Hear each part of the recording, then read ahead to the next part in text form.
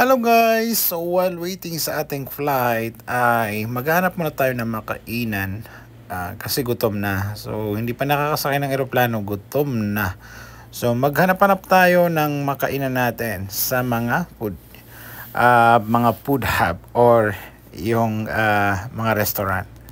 So ito, lalakad-lakad tayo dito para makahanap tayo ng makainan natin. So habang umiikot tayo, check natin muna yung kanilang mga view menu, kung ano yung masarap or ano yung yun. So may KFC doon. So kung gusto natin ng manok, pupunta tayo sa may KFC. So yan, meron din McDo. Then ayan ang kanyang view sa may self-service. So pagkatapos kumain, kailangan natin mag-check-in, mag-boarding. Sorry.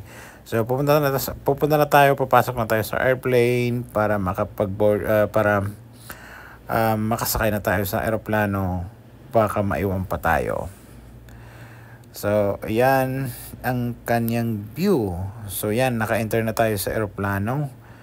Then kailangan natin ilagay yung ating bagahe sa lagyan ng baggage, tapos yun, mamimidyo tayo ng konti.